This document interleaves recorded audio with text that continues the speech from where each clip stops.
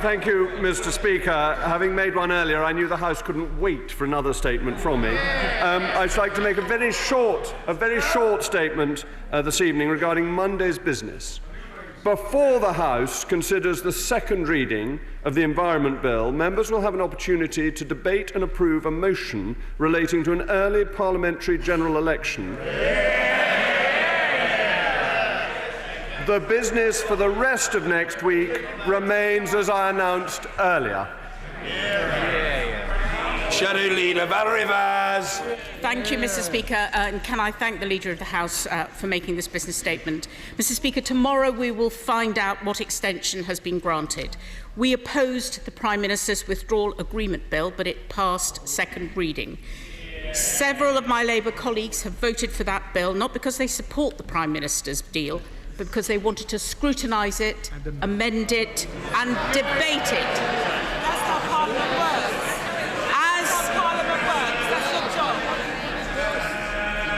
As is the normal process in this House.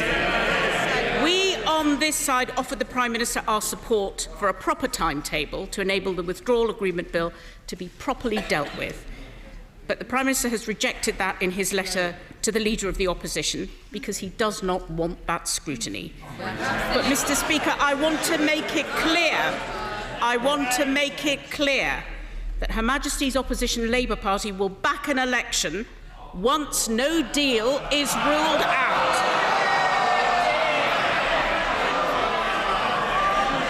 And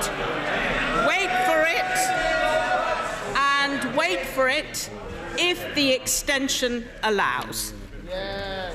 Mr. Speaker, the Right Honourable Lady says the Prime Minister has not made sufficient time. In his letter to the Leader of the Opposition, my right honourable friend says we will make available all possible time between now and the 6th of November. We, Mr.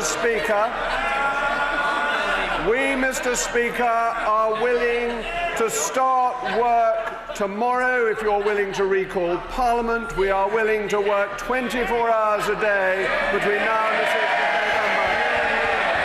But what are the words of that hymn?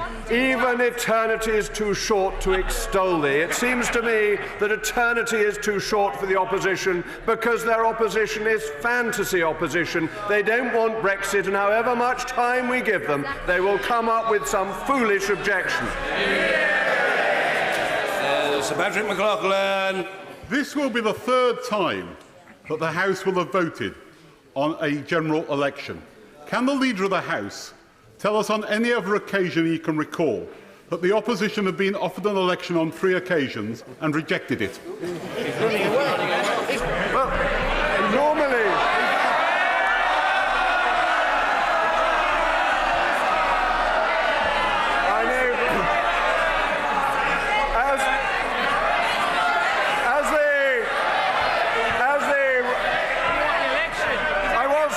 Mr. Speaker, earlier today I was actually praising the Right Honourable Gentleman, the Leader of the Opposition, and today I'm able to quote him because his words are words of wisdom. He said on the 24th of September 2019, exactly 1 month ago, this crisis can only be settled with a general election. That election needs to take place as soon as this government's threat of a disastrous no deal is taken off the table. We have met the condition he set. The Prime Minister has got a deal. No deal is off the table, and yet, for some reason, the opposition still doesn't want a general election. But, Mr. Speaker, we know why this is. We know why they won't have an election. It's because they're afraid of the voters. Alienated are the voters, so feeling disenfranchised are they with their socialist friends that the socialists are running away from an election. Thank you very much, Mr. Speaker. What an extraordinary business statement once again from the Leader of the House. It just simply confirms that this Queen's speech has been nothing but a charade, a simple electioneering stunt. Mr. Speaker, For us, the priority remains we need to see that extension secured, and that extension must be long enough to protect us from the cliff edge of their no-deal Brexit.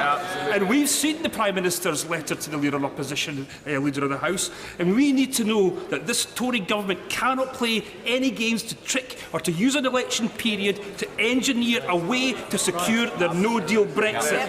The SNP are clear. We want this opportunity to stop this Prime Minister and to stop this toxic Tory Brexit Scotland didn't vote for. And Mr Speaker, if there is to be an election, that election should be the chance for people to pass their verdict on the deal and for this House to reflect that, and that should come first. Tomorrow, the EU will make a decision on an extension, and we await patiently confirmation from Brussels and the terms the PM proposes. We will not be pushed today by this Prime Minister, because he might be hoping the electorate will fall for his contracts, but the SNP most certainly will not. Oh, Mr. Speaker, isn't it not saddening that Scotland the brave used to be the call that we would get, and now it's Scotland the runaway, Scotland the let's not have an election. The SNP, who wish to challenge the government, actually want us to stay in office. I never thought that the broad coalition of the United Kingdom would have the Scottish Nationalist Party supporting a Tory government remaining in office. I look forward to that appearing on our election leaflets. But it occurs to me, Mr. Speaker, that tomorrow is St Crispin's Day, the anniversary of Agincourt. What a good day it might be for us to meet and show our independence of spirit.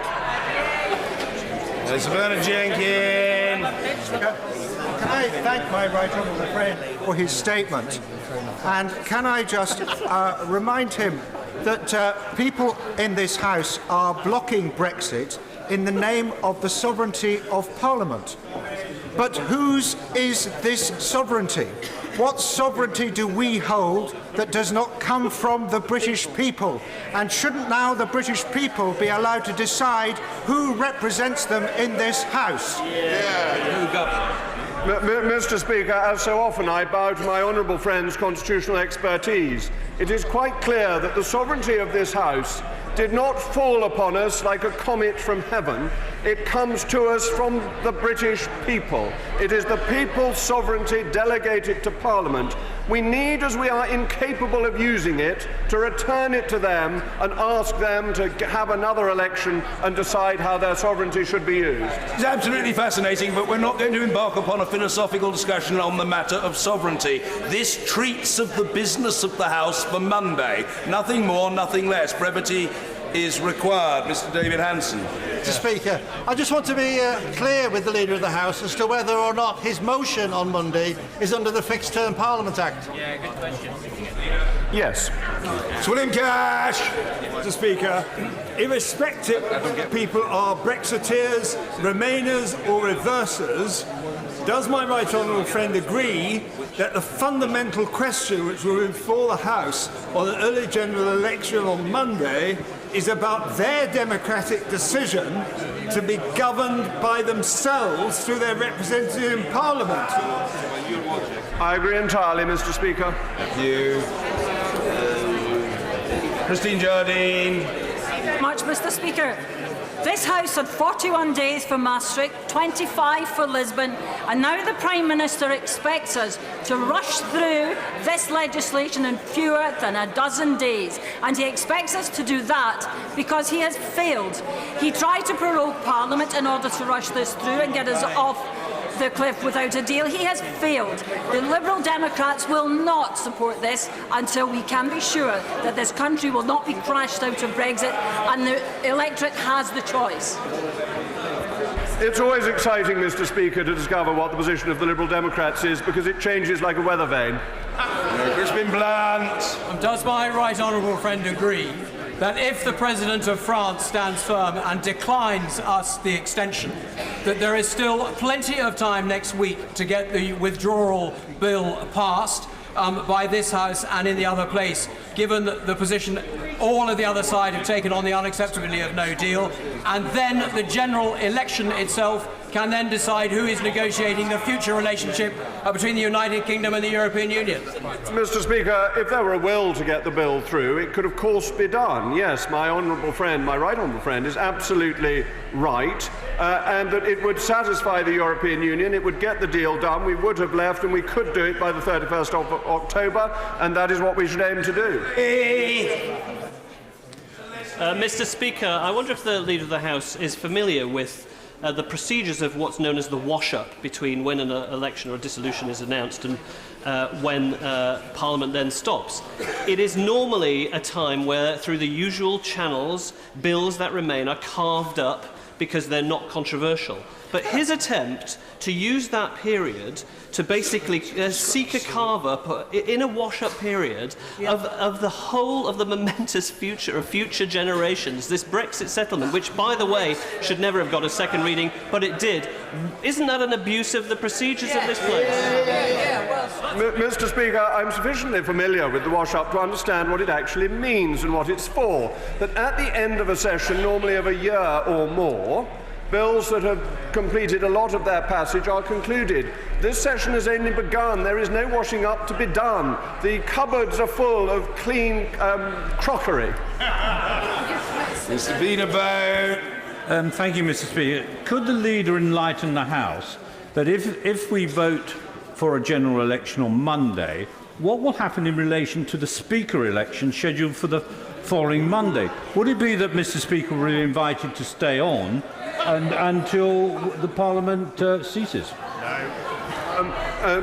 Mr. Speaker, the rules on this are absolutely clear.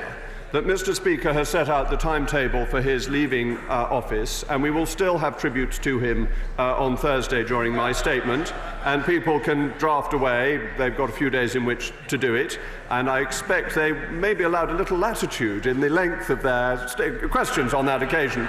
But that, once this House has no Speaker and is sitting without the Speaker, and I am looking at the clerks for some help, the priority of this House will be to get a Speaker, whatever else is happening, and I'm getting lots of nods from very distinguished personages. Grant Davis. Yeah, many members on this side may allow a deal through this House holding their nose, but if and only if the public are given the final say in a people's referendum before an election. Can he undertake to say that it is and will be possible to negotiate a situation where his deal can be put to the people before we have a general election? Leaving the European Union was put to the British people on the 23rd of June 2016, and a general election surely is consulting the people, if nothing else.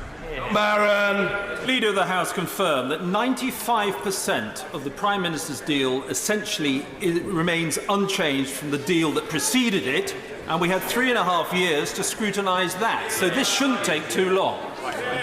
My honourable friend is correct, but he got rid of the undemocratic backstop, which made the deal acceptable. Thank you, Mr. Speaker. Can the Leader of the House confirm that if the House decides not to hold a general election on Monday, that he will still bring forward a programme motion at some point thereafter?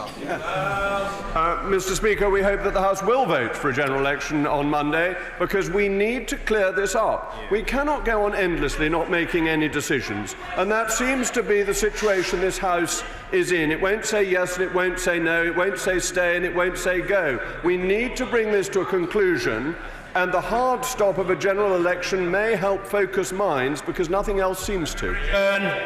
Does my right honourable friend agree that for those who do not want Brexit, there will never be enough time to debate it, and for those who do not want a general election, there will always be an excuse to avoid it, and it would appear that those two positions are not mutually exclusive? Mr. Speaker, my honourable friend is right. I think there may be a developing desire in some quarters in this House to suspend the Quinquennial Act. Kevin Brennan. This is a handy way of distracting from the reality that the Prime Minister has not succeeded in delivering Brexit by October the 31st. Those of us who have been here longer than the Leader of the House know these sorts of fun and games, this sort of jiggery-pokery that he specialises in. When he doesn't get his election, perhaps he could then consider putting the bill down with a proper timetable so we can debate it. Mr. Speaker, we have just offered all the time that is available between now and the 6th We could sit 24 hours around the clock. The hours that are available are equivalent to over 20 sitting days. But it is rejected, and the rejection is phony because the people who reject it don't want Brexit. Mr. Speaker, can the Leader of the House confirm that if those members opposite wish a referendum to overturn the decision of the last referendum, then they're perfectly at liberty to stand on that basis in the general election, put it in the manifesto, and if they win that election, they can legislate for one? Yes. My honourable friend's point is brilliant and an incisive explanation of how democracy works. And isn't it extraordinary, Mr. Speaker, that though they stand up and call for a referendum, they don't wish to put that to voters. If it were in their manifesto and if, heaven help us, they won, then they could do it. But they're so worried that they can't win and that they wouldn't win their referendum that they just try and use legislative legerdemain to try and frustrate the will of the British people. Well, whatever the merits, I do like the word legerdemain. It's a splendid word. It's been resuscitated by the leader. Tom Brake. If the House wants a general election on the 12th of December, can he explain to the House what the purpose of the Queen's speech was? The purpose of the Queen's speech, the gracious speech, was to set out the legislative programme, and, Mr. Speaker, what a triumph it has been already. The Queen's speech, adopted by this House with a comfortable majority, and a flagship piece of legislation already past its second reading. Who would have thought that we could have succeeded so much in so short a time? It is hard to think of a greater success politically in modern history. Tommy Shepherd.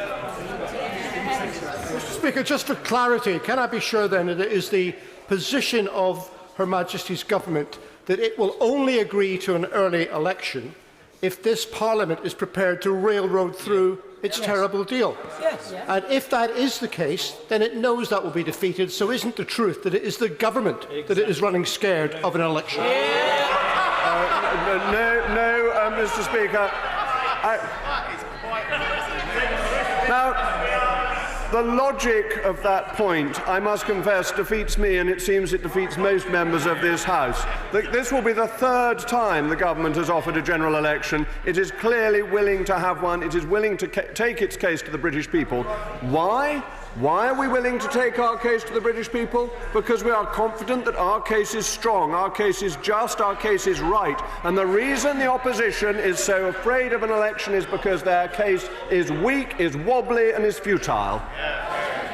Thanks, Brendan McNeill. Mr. Speaker, isn't it a fact that halfway through a parliamentary term, Parliament has got a dangerous Prime Minister in a cage, and Parliament would be wise to keep that dangerous Prime Minister in a cage, at least until we remove some of his teeth, if not all?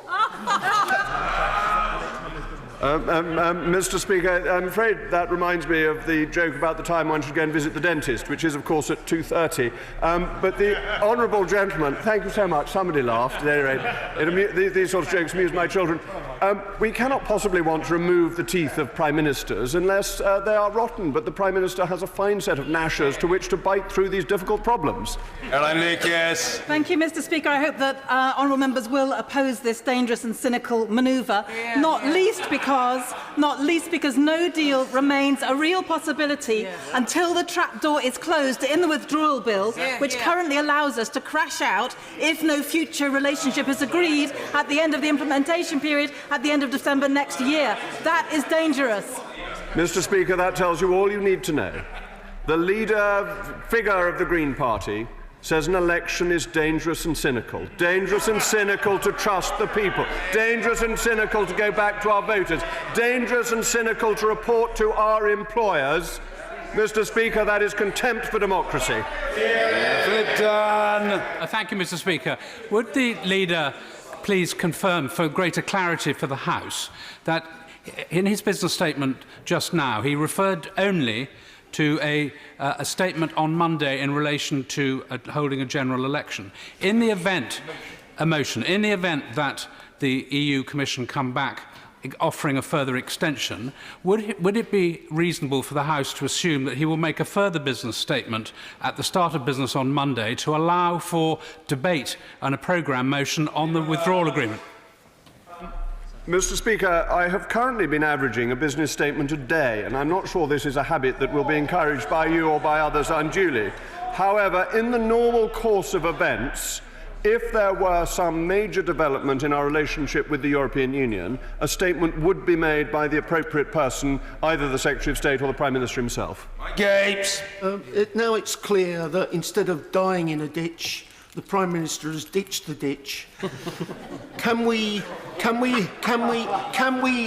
ask the Leader of the House, is he aware of the problems that are going to be caused in many communities in this country by having an election as late as December the 12th, in terms of dark evenings and short hours?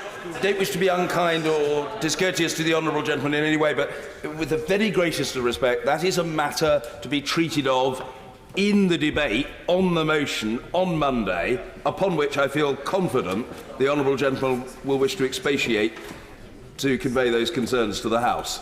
Would he mind? I actually think it's best for Monday. I genuinely do. If the leader particularly wants to respond, he can briefly, but yeah. I thought we were getting a ditch joke, to which I was going to say ha ha. Lloyd Russell Moyle.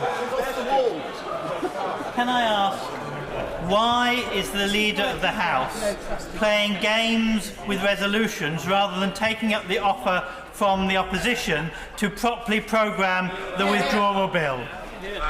Mr. Speaker, we've done both. But offering an election is not playing games, it is trusting the people. Her Majesty's government, the Conservative and Unionist Party, trusts the British people. The opposition benches do not. Thank you. Order. I'm most grateful to the Leader for the business statement and to colleagues for their participation in the exchanges on it. We come now to the adjournment, the whip to move. I beg to move that this House do now adjourn. Thank you. The question is that this House do now adjourn. Mr. Gordon Marsden. Thank you very much. And Madam Deputy Speaker, this is the second adjournment debate in 16 months I've been granted about Blackpool teaching hospitals and concerns about its governance. The first last June, when I opened up profound concerns about the processes and lack of transparency leading up to the appointment of the current chair of the Trust, Piers Butler, was, as I said at the time, the first time in my 20-year relationship as a Blackpool MP with the Trust and its predecessors, I felt it necessary to expose such levels of concern in an adjournment debate. I felt then I had no choice, given the catalogue of errors, erosion and lack of transparency which had accompanied the process, including failings within NHS improvement itself. I said then, I'm forced to conclude that the committee thought it could get away with evading proper scrutiny and transparency, that a thin veneer of irritated politeness attempting to conceal a determined effort to override public governance unless they were rubber stamped would do the trick. Well, it does not do the trick, and that's what I said last year. The Minister's predecessor on that occasion, the Right Honourable Member for North East Cambridgeshire, now the Brexit Secretary, said in his reply that the issues I'd raised were clearly cause for concern. It's clear the recruitment process for the new chair has a number of irregularities, and criticised the failings of the Trust to give decent or timely advice to MPs as stakeholders to give suggestions for people who might apply, and assured the House that, and I quote, I will be working with NHSI to ensure the irregularities regarding this appointment do not occur in future. The honourable gentleman, myself, has done the House a service in highlighting the clear irregularities in respect to this appointment. Indeed, when I met the new chair, Piers Butler, in August last year for a review and discussion of all the other hugely important issues affecting our trust, which serves not just 330,000 acute hospitals across Blackpool and the Fylde Coast, but also community health to nearly 500,000 into Wyre and North Lancashire, he hastened to assure me he had taken on board the critique and would make sure new openness and transparency on these issues would take place. And so I accepted that assurance at face value. But I little dreamt that just over 12 months later I'd have to come back to the subject and those failings, this time not with him as the passive beneficiary of a flawed process, but now as an active and probably the leading agent in another area. I want to be very clear that my concerns in no way reflect on the vast majority of hard-working staff for the Trust under challenging financial and other circumstances that affect us because of parts of our population, and especially in my constituent Blackpool South, most deprived in England, overall health in Blackpool worse than in 23 of the 32 health indicators. Their work and the many examples of good care under extreme pressure were noted in the recent CQC report, and I associate myself with those comments. All the more... Yes. On that point, I thank my friend for giving way, and I want to congratulate him on securing yet another adjournment debate about the Blackpool Hospital Trust. It is indeed a sorry state of affairs that we find ourselves debating it once again. He's making some important points about the staff who work incredibly hard at the Trust and refers to the CQC report. And does he share my concerns that the report says that staff did not always feel respected, supported and valued, and were concerned about the culture within Blackpool Victoria Hospital? I absolutely share those concerns, and I will come on to show how I feel that is inextricably linked with some of the shenanigans that have gone on with the confirmation of the Chief Executive. All the more reason why those staff might share the concerns and sense of grievance that I will note to and refer to. Now, into the autumn and winter period of last year and into this spring, as the Chair settled into his new Trust position, the overall continuing problems in terms of cuts, waiting times, cancelled operation, which still leave the Trust today with some of the worst mortality and waiting times across the England pattern, continued. A snap visit by the CQC in January found patients on the floor of Blackpool Victoria Hospital waiting for lack of space, triage delays of more than 3 hours, and demanding, as the Blackpool Gazette said when the report finally came out, that bosses must improve the standards of care and staffing in the emergency department. By this time, unfortunately, the Trust had a further shadow hanging over it, with the police probe into issues of alleged poisoning in the stroke unit, a situation which remains unresolved today and which I don't intend further to talk about. The then Chief Executive, Wendy Swift, had left fairly unexpectedly in April, and the Chair was at pains to tell the Gazette that her departure was in no way related to the Trust's performance. But he struck a very different tone last month when he told governors that the Trust had needed a leader with gravitas and experience who could lead a different type of engagement with our staff. That person was Kevin McGee, who was appointed as the interim temporary Chief Executive for 6 months to 31st of October. Now, when I heard of this in May, I naturally spoke to the Chairman, who assured me there would be a full and proper process for appointing a permanent Chief Exec in due course. And I said in a subsequent letter to him on the 10th of June that it would be helpful to confirm the process, when the process would begin and the period between stakeholders being advised and the closing period, and that this had been one of the issues around the process of his appointment as Chair. I heard no more until 20th of June, when the Trust Secretary sent me a note which said the post had been advertised on the 9th of June, and the shortlisting process would take place at the Remuneration Committee on the 27th. I want to emphasise that was an even more rushed deadline than the one that the Minister's predecessor had criticised for the Chairman's own appointment, and effectively blocked MP stakeholders from any ability to inform other potentially suitable applicants. I began to be concerned, but what I did not then know was that the timeline described in the note to governors on September the 16th to rubber stamp Mr McGee's appointment as the permanent Chief Exec without due process had given a rationale as follows. On the 27th of June, the Remuneration Committee reviewed the shortlist provided by Odgers, who were the recruiters, and determined the candidates presented did not demonstrate the experience or leadership skills required for the post. The non-executive directors and myself did not believe re-advertising the post would result in a stronger field of applicants, and this had been discussed with and agreed by the Regional Director of NHS Improvement after a range of discussions with experienced chief executives across the sector. How cosy.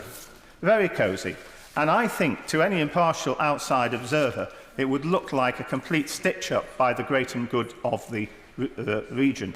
Incidentally, the only communication I'd received from the Trust between June and September the 16th was a staff bulletin from Piers Butler, where he had confirmed the cancellation of interviews and said, "We will now take a few weeks to consider options." In the meantime, my article had been attention had been drawn to an article in the Health and Social Journal of the 9th of August, which was headed, "Chief Executive Makes Bid to Lead Second Trust." The journalist, Lawrence Dunhill, interviewed Mr McGee about creating chain models and shared leadership. Mr McGee was admirably concise about what he thought. They were a jolly good thing. He said to Mr Dunhill, He said to Mr Dunhill, take personalities out of it, just the ability to work together in a different way. And asked if he wanted to lead both trusts permanently, he said, if we can look at working a different way across Lancashire, it'd be a really good thing to do, and I'd be really interested in doing that. As reported last month, it was said at the time, the former Salford Royal Chief Executive, David Dalton, had been brought in to help trusts in Lancashire to look at options for closer collaboration. Incidentally, this was the same Sir David Dalton who had been the independent assessor for the process of Pierce Butler's own appointment as chair, and which the previous minister referred to last year. So, I want to make it clear I'm not making any judgment, certainly not yet, as to whether Mr McGee will be a good, bad or indifferent chief executive. He comes with some reputation, but since he hasn't met me since his appointment in May, I cannot say more. What is very clear is that the second part of this exercise, having got Mr McGee as an interim chief executive of both Blackpool Hospital Trust as well as his existing position as chief executive of East Lancashire, that there was a clear determination on the part of the chair at least to push through his confirmation without any attempt to reopen the selection process. We know this because of the parliamentary answer I received from the minister on October the 8th, and it said, I'd asked about what capacity NHS Improvement had given advice, discussing the possibility of mergers, and it said in reply, the chair at Blackpool Teaching Hospitals Trust and the chair at East Lancashire Hospital Trust sought the views of NHS England and NHS Improvement on the possibility of merging services and provision between the trusts. So when he'd secured the agreement of those governors at the meeting to his proposal for Mr McGee, the chairman finally decided to tell certainly myself and I think my parliamentary neighbour, the honourable member for Blackpool North and Cleveleys, of his news. This consisted of a rushed phone call to me, out I think in the countryside, just before he was about to go on holiday to Japan. I made it clear to him that I was very surprised that he seemed to have learned nothing from the failings of process and transparency in his own appointment, and was now preparing to foist a merger between two trusts, a major step, and that there should be utmost clarity and transparency about that process. When I asked him why he hadn't taken the option of doing so with Mr McGee, he said he dodged the question of having putting him on automatically on the shortlist, and said it would be a great move. When I said to him it was effectively a merger, he said it wasn't. It was an alignment, and said no decisions had been made about any merger. We know, however, from the parliamentary answer that that was incorrect. So perhaps you won't be surprised, Madam Deputy Speaker, that in the article published in the Gazette entitled More Controversy at Blackpool Victoria Hospital, I said that the process had been at best ambiguous and at worst evasive about the merger, and that, of course, we needed to have had confirmation of what was prepared. I had no doubt the Chair will continue to try to muddy the waters, but to continue the analogy, if it walks like a duck and it quacks like a duck, it is a duck. We also have clarity now from the second parliamentary answer that I had from the Minister that Mr McCree will receive a single salary agreed by both remunerative committees, though the Trust is still refusing to tell us what it's going to be. I said to the Gazette that this beggared belief after last year's debate, and I still believe it does. And it appears I'm not the only one. The smooth and slippery stakeholder brief that was put out by way of formal amendment for the Trust talked of strategies of collaboration and extensive discussions with, among others, the governors at Blackpool Foundation Trust. That, I am reliably informed, is not the case. At least one governor has said they were called on September the 16th simply to ratify McGee's appointment, and there was nothing said about the implications of a merger. Others, I gather, are asking for more clarification, while the Gazette, who were initially fobbed off about the truth and timing of the appointment, told us the same story. It seems a number of other non-executive directors have been also confirmed without further press selection. It has to be said it's not the first time Mr Butler has attracted controversy with governors. When he was chair of the Morecambe Bay Trust and outsourced Barrow Hospital's outpatient services, the media reported governors as saying, "I do not believe you got any influence on this structure. You drove the decision. And due process was not done. Governors were not informed what was happening until July." Well, in this case, not only were not only MPs not consulted, again that is confirmed by the parliamentary answer the Minister gave me, nor was the chair of the CCG or the CCG itself. And sadly, in the not good enough CQC report, which came out just last week on their inspection in June, this is amply and damningly exposed. I will. He makes reference to the CQC report, and quite frankly, that CQC report sums up what is a failing of management and senior administration at the hospital. We have a litany of records going missing. These are paper records, like something from the 1950s, where records go missing for months on end, where patients are not informed if their records have been found. We have examples, and again today, one of my constituents went to the hospital for an appointment to be told that the appointment had been cancelled, had never been informed of this. And this is a sort of thing where it's not about money. It's about basic admin, it's about basic management. And quite frankly, I say to the Minister, if they cannot sort themselves out, the time is up. And we send in a task force, we take these people in hand, and we sort it out. Because our constituents demand better. We are putting the money in, we need to sort them out if they can't sort themselves out. But my patients are worn out. My honourable friend speaks very powerfully to the whole process, and I agree exactly with him. And sadly, in the not good enough CQC report, which came out just last week about the inspection in June, there is ample and damning concerns exposed. Apart from a continuing series of requiring improvements for safety, effectiveness, responsiveness, one good for caring, which spells volumes for the staff, the biggest black mark went for leadership. When asked to judge if it was well led, the CQC said it was not, it was inadequate, and gave some chapter and verse. I can't read all of it out, but I will give the Minister a selection. There was limited understanding of the importance of culture. Staff did not feel respected, valued, supported or appreciated by some members of the board. When something went wrong, people were not always told, did not consistently receive an apology. Levels of bullying, harassment, discrimination and the organisation not taking adequate action to relieve this. When staff raised concerns, they were not treated with respect, or the culture, policies and procedures did not provide adequate support for them to do so, and we heard particularly about issues to do with staff from a BME background. Now, I have spoken to the CQC since their report came out because I asked them to clarify the period for which they got these comments from staff and investigated. It was confirmed that it was the period of March 2018 to June 2019, 3/4 of which had been under Pierce Butler's chairmanship. I asked whether there had been any discussion of the future possibilities of a merger collaboration, and was told that when they had their discussions, there had been discussions with NHSI, and it was likely, this was in June, that Mr McGee would be able to take that through. Further evidence, if any more was needed, of it all being sorted out by the people in the bubble between June and August with very little evidence that they thought there was anything wrong with it. But of course there is, massively wrong. Add this to a scenario when a small number of people in that bubble, in this case spearheaded by the chief executive, yet these decisions will affect all of our constituents. Now, the fact of the matter is, the implications of this merger, because that's what it is, are massive. Are they going to fit? How will Mr McGee handle both? Why weren't governors given the full facts?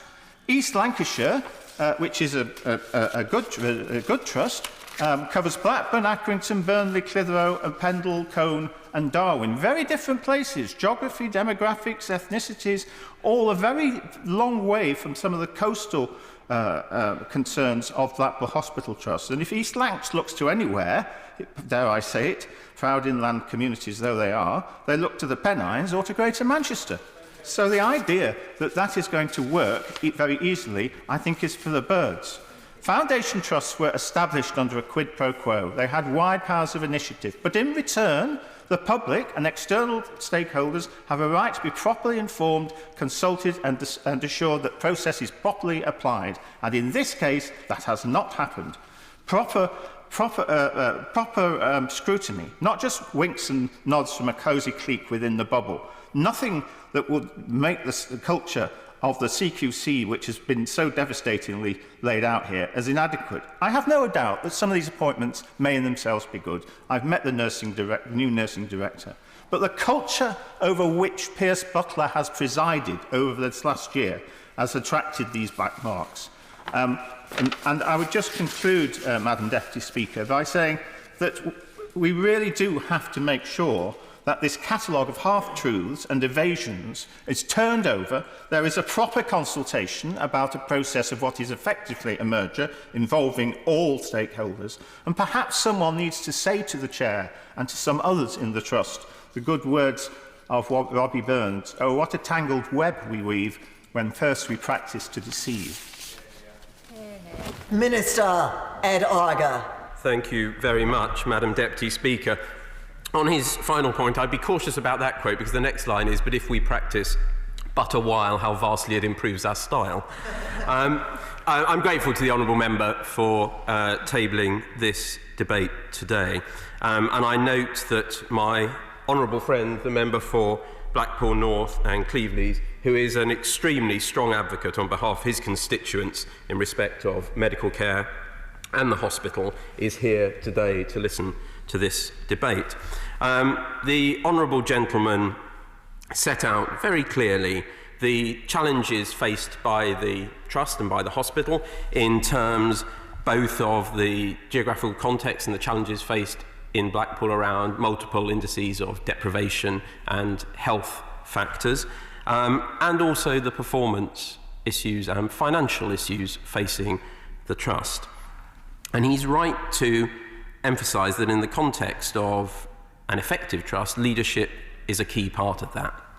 I would, before turning to that and to the specifics he's raised, I'd like to join with him in paying tribute to the fantastic work done by the staff at the Trust, all the way from the consultants to the cleaners to the porters, to every single person in that team who I know do everything they can every day to deliver top quality care. And it's right, and I think there's a point of consensus there, that we would all recognise that.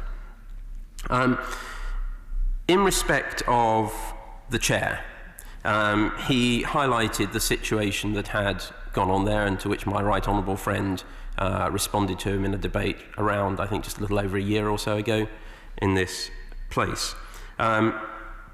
He is absolutely right to highlight the issues that there were with that, and I would not dispute what he said, and the need for proper governance processes to be followed and lessons to be learnt from that experience and from that episode. In respect of the appointment of the Chief Executive and the process followed, which I think I'll come on to progress made and broader issues shortly, but I think that was the crux of his concerns at the moment, going to a broader concern he was expressing about what that might signify in terms of attitude and approach.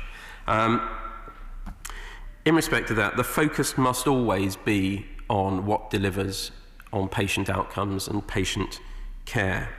I will come on in a moment to Mr. McGee's qualifications and his track record. I would pick up on one point the honourable gentleman made and agree with him. He says that neither he, and I understand, nor my honourable friend have yet had the offer of a meeting from the new Chief Exec, and while it is, nor indeed my honourable friend, the member for Fargue, and I will come on to his comments in a moment. And I would say, while that is a matter for the Chief Exec and the Trust, I would give some gentle and friendly advice that, in my experience, engagement with, meetings with, and an open and trusting relationship with local members of Parliament is to the benefit of the Trust and those who work in it, as well as to the members of Parliament. So my suggestion would be that a meeting swiftly would probably be in everyone's best interest, and I hope that that offer is forthcoming to the honourable member, indeed all the honourable members who have either intervened or have an interest, constituency interest, is forthcoming. In respect of the appointment of a Chief Executive in an NHS Foundation Trust, as I know he knows, is the responsibility of the Trust's non-executive directors, including the Chair, with approval from the Trust Council of Governors. And he touched on the circumstances in which this came about, that following the retirement of the former Chief Executive, Wendy Swift, in 2018, Blackpool Teaching Hospital undertook an extensive recruitment exercise to look for a Chief Executive. Now, it's my understanding that that exercise, having failed to find, from the point of view of the Trust and those responsible for appointments, the right person, the Chair of the Trust and the chair at East Lancashire Hospitals NHS Trust sought the views of NHS England and NHS Improvement, as they are entitled to do, on their proposal for a joint chief executive working across both organisations. Both trusts were able to and did provide their assurances that these proposals would bring benefits to both organisations and, crucially, to improve the care of patients in Blackpool and East Lancashire. On that basis, the NHS England and NHS Improvement had no objections to the proposal that was put to them. The Honourable Gentleman, I think, also mentioned in his remarks his concerns about the interview process and cancellation of interviews and similar. On that, I don't have the details on that, but if he writes to me on that, I'm very happy to look into that specific point if that's helpful to him. Blackpool Teaching Hospitals NHS Foundation Trust, therefore, in the light of NHSE and NHSI advice, announced in April that Kevin McGee had been appointed as interim chief executive of the Trust from the 1st of May 2019, while retaining his previous post as chief exec and accountable officer of East Lancashire Hospitals NHS Trust. On the 4th of October of this year, which understandably prompted some written parliamentary questions from the Honourable Gentleman, both trusts announced they had agreed to work in closer collaboration and to support the appointment of Mr McGee as the Chief Executive and Accountable Officer of both trusts and on a permanent basis. The arrangement that has been put in place for Blackpool is genuinely designed to deliver benefits, including enhanced quality of care, financial sustainability and improved performance. Mr McGee has a strong track record of significant care quality improvement in the NHS. Under his leadership, he has improved East Lancashire Hospitals NHS Trust's CQC rating from requires improvement to good, as the Honourable Gentleman mentioned. And furthermore, in a previous chief executive role, he led the George Eliot Hospital NHS Trust out of special measures for quality reasons in 2014. And the Honourable Gentleman, my honourable friend, indeed my friend, the member for Fylde, and in a typically passionate intervention on behalf of his constituents, and I understand entirely he is absolutely right to be concerned for their care and to always be promoting the best possible care for them. Clearly, the hospital has need of strong leadership and a chief executive who has experience in turning around and improving hospitals. And since his appointment, the new chief executive has commissioned an external review of governance processes. I have to say, on the basis of the information I have from both Trust and NHSE and I, my understanding is that proper and due process was followed in his appointment. But I take on board the point about the cancellation of interviews and similar. If the Honourable Gentleman, as I say, wants to add to that letter any other facts he feels are relevant, I will, of course, look at them and respond to him as swiftly as I can. In addition to appointing a new chief exec, as he will know, the Trust has also appointed a new director of nursing and medical director in October of this year. Conscious of time, Madam Deputy Speaker, the Care Quality Commission, I know, published the report, as he alludes to, of its June 2019 inspection of the Trust on the 17th of October. And while it rated that the Trust requires improvement for quality overall, it did recognise there have been recent significant leadership changes and that Mr McGee had only been in post for a short time prior to the inspection which took place. I'm pleased to note CQC did rate Blackpool good for caring, as he said. That's a testament to the staff, but it is also a positive indicator, I believe, of the direction of travel. I will touch, in the few minutes remaining to me, on a couple of other factors. He talked about mergers, and I suspect that part of his concern is that this is a precursor to something he would not support. And what I would say in respect of that, and I've spoken to my honourable friend about that, is it is important that any decisions or any discussions reflect the views of local stakeholders, including local members of Parliament. And I would say to the Trust that I know my honourable friend has been very clear with me that he believes any merger will be the wrong way forward, and I think the honourable gentleman has been pretty clear in that, and I would hope that the Trust will listen to what informed local stakeholders such as members of Parliament would say. I believe the Trust is learning from its past mistakes. I believe the current Chief Executive is determined to tackle the quality issues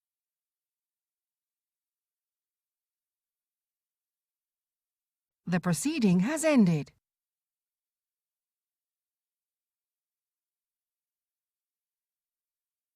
The proceeding has ended.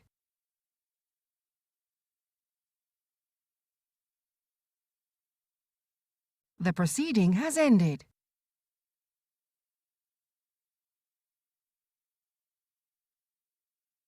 The proceeding has ended.